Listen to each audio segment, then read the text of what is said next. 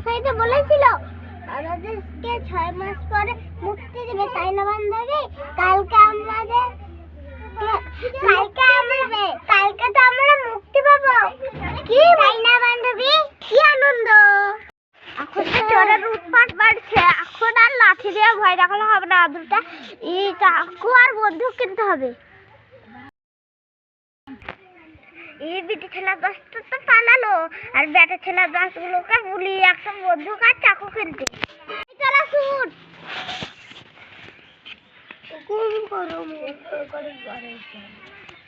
তোমরা একটা বন্দুক আর চাকু কিনতে আসো। মরণ সাহেব,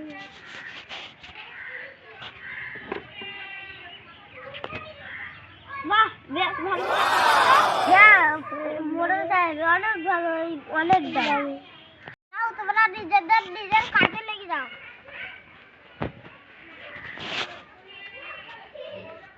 ঠিক আছে বান্ধবী, তাহলে মোড়ল মশাইকে উচিত শিক্ষা দেবো, মোড়ল মশাইকে একবার মারবো। ঠিক আছে বান্ধবী, তুই যাও। 6 মাস আগে তো 14 টাকা ভরেছিলাম, ওরা ফিরে আসবে না, বাড়ি চলে যাবে।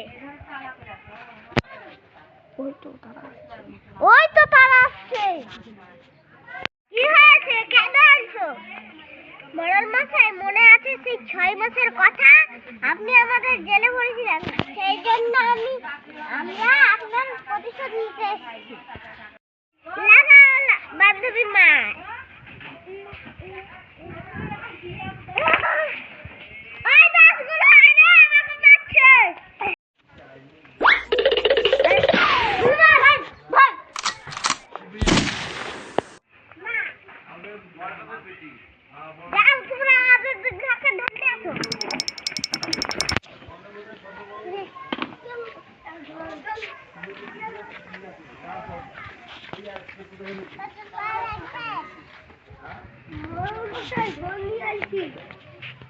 যাও ওদেরকে সারা জীবনের মতন জেলে ভরে যাও।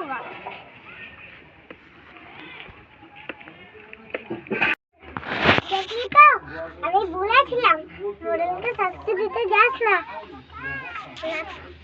দেখলি তো, এবার যাও তোমরা ওদেরকে শুধায় যাও, খারাপ কাজ করছো কেন?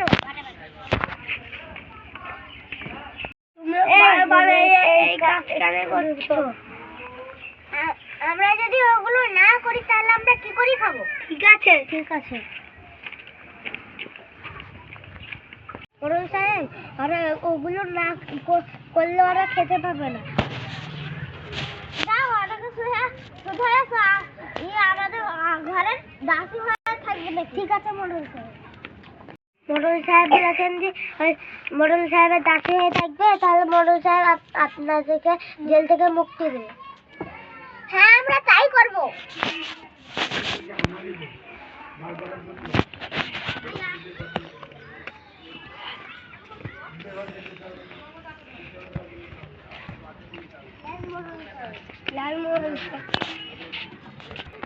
যাবো গা।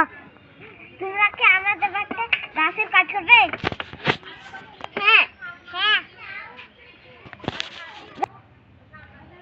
যাও তাহলে ওদের কাছ থেকে কাজগুলো শিখে নাও।